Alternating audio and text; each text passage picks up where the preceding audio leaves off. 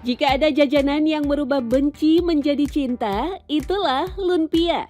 Bukan lumpia loh ya, karena keduanya adalah dua jenis makanan yang berbeda meski sepintas sama. Banyak orang Asia mengenal lumpia dengan spring roll, namun isiannya lah yang jadi pembeda. Lumpia terbuat dari adonan tepung tipis bundar yang diberi isian. Jika lumpia pada umumnya berisi tahu dan toge, tapi khusus lumpia Semarang hanya mengenakan rebung saja alias bambu muda. Lumpia atau lumpia berasal dari dialek Hokkien yang dalam bahasa Mandarin disebut lunbing. Lumpia ada yang basah, ada pula yang kering. Suka yang mana nih?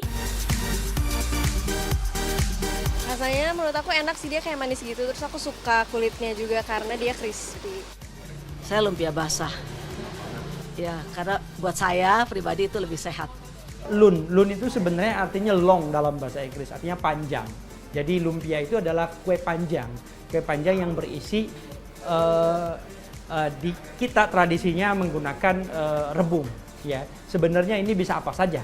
Ya, tetapi karena rebung memiliki cita rasa yang berbeda, terutama rebung sendiri sebenarnya ini juga tradisinya dari Tionghoa. Sebenarnya, lumpia pernah menjadi kuliner yang sangat populer di masa pemerintahan Bung Karno. Menjadi kuliner andalan untuk menjamu para peserta pesta olahraga negara-negara berkembang Ganevo tahun 60-an di ibu kota negara Jakarta. Kepopuleran lumpia di Indonesia tentu saja tak lepas dari jasa seorang perantau Tionghoa bernama Choa Tayu yang datang ke Semarang untuk mengubah nasib. Jadi awalnya sih si bapak yang dari Tiongkok ini dia nggak langsung jualan lumpia. Kalau dulu tuh diisinya tuh daging babi sama sayuran-sayuran.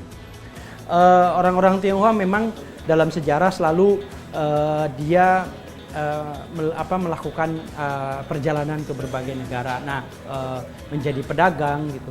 Ini tidak terlepas dari konflik antar dinasti.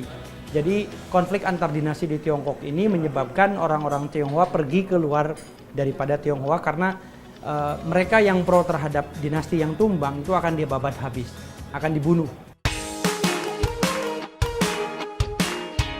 Ketika datang ke Semarang, Choa Tayu mencoba bertahan hidup dengan menjadi seorang penjual makanan. Ia berjualan makanan khas Tionghoa berupa sejenis martabak yang diisi potongan rebung dan daging babi. Tak disangka, dagangan Choa mendapat pesaing dari seorang wanita Jawa bernama Wasi. Ia menjual makanan yang nyaris sama, hanya berbeda isiannya saja. Jika racikan Choa cenderung terasa asin, sementara olahan Wasi yang berisi campuran daging ayam, udang, dan telur cenderung terasa manis. Tradisi kuliner ini ya yang sebenarnya jauh lebih menarik karena orang Tionghoa dia secara lidahnya tidak bisa menerima makanan manis dari Jawa misalnya jadi mereka mesti mengkreasikan makanan. Ada banyak makanan yang di Indonesia itu buatan orang Tionghoa, di Tionghoanya sana nggak ada. Ya, soto itu artinya isinya jeroan.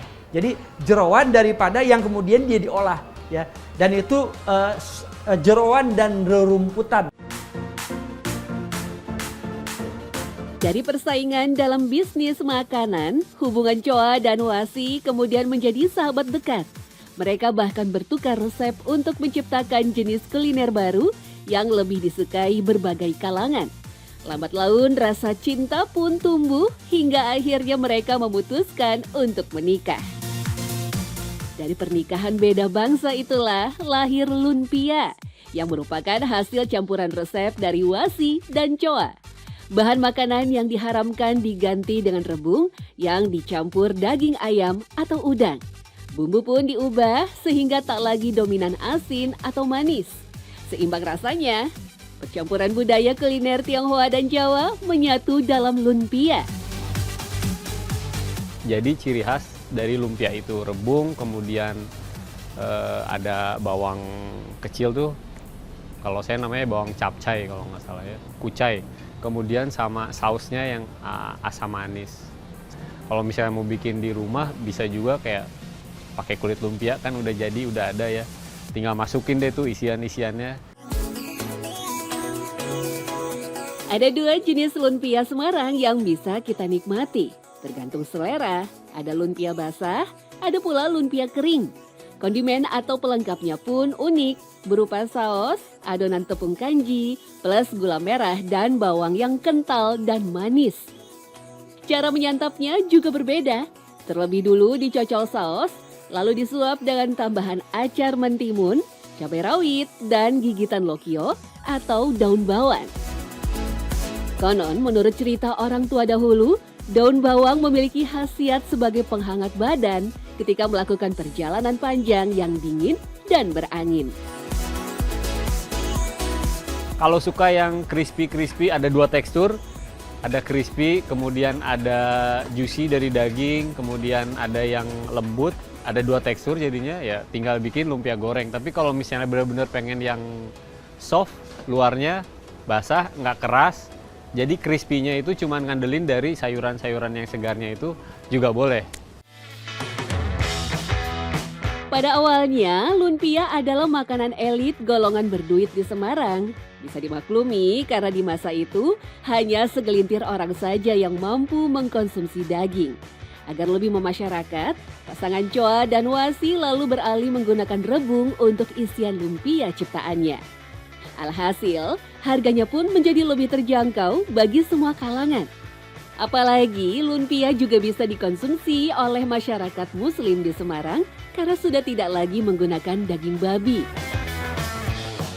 Uniknya, lumpia isi rebung kini harganya malah melonjak tinggi. Sepaket lumpia isi 10 saja, harganya berkisar antara 150 sampai 200 ribu rupiah. Wah, wah, wah. Bahkan kalau kita makan itu kayak makan daging ayam ya, kayak potongan-potongan daging gitu. Sebenarnya untuk mengganti itu.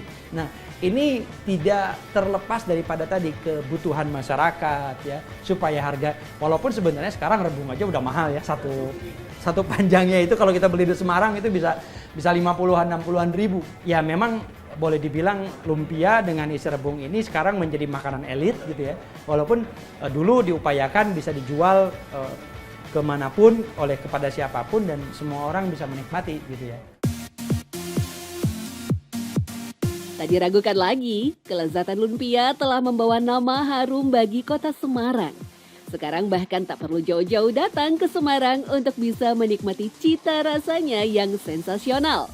Lumpia kini tak hanya terkenal di tempat asalnya, tapi juga di berbagai tempat di tanah air, termasuk di kota Jakarta.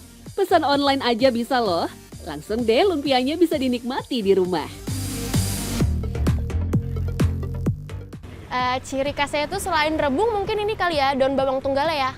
Itu cuma ada di lumpia Semarang doang, dan cuma ada di Semarang doang, saya masih import dari Semarang. Usaha lumpia Semarang sejak ratusan tahun lalu sampai sekarang terus dikelola oleh keturunan dari Choa dan Wasi. Simbol cinta abadi dua bangsa yang telah ditetapkan UNESCO sebagai warisan budaya Nusantara sejak tahun 2014 lalu.